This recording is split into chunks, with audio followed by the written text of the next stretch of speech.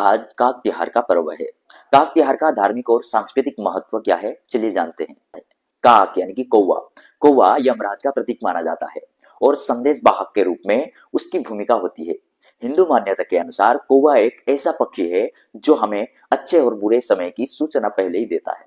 पौराणिक कथा के अनुसार कौवा यमराज का दूत होता है और उसे प्रसन्न करने से यम के प्रकोप से मुक्ति मिलती है। इस दिन लोग सुबह सुबह कौवे के लिए भोजन बनाते हैं, जिसमें चावल, मिठाई और अन्य खाद्य सामग्री होती है।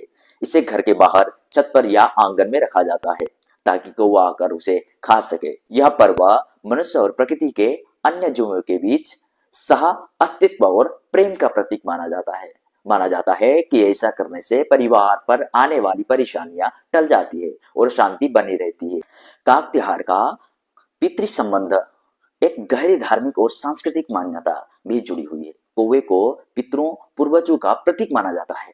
ऐसा माना जाता है कि काग तिहार के दिन कौवे के लिए भोजन अर्पित करने से पितरों की आत्मा को शांति और संतोष प्राप्त होता है। इस दिन की पूजा पितरों की ऋण से मुक्ति और परिवार में शांति की स्थापना के लिए की जाती है। कौवा पितरों का संदेश वाहक भी माना जाता है और उसे भोजन अर्पित करने से पितृ प्रसन्न होते हैं।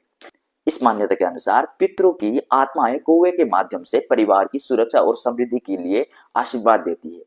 इसलिए इन दिन कौवे के लिए अन्न का दान करके पितरों का तर्पण भी किया जाता है। इस प्रकार कौवे को पितृ तृप्ति का प्रतीक मानकर उसकी सेवा की जाती है, जिससे पितरों का आशीर्वाद प्राप्त होता है। काग त्योहार पर जब हम कौवे के लिए भोजन अर्पित करते हैं तो ये केवल कौवे तक ही सीमित नहीं रहता, बल्कि इसके माध्यम से अन्य पशु पक्षियों और प्रकृति के प्रति प्रेम और दया का संदेश भी जाता है।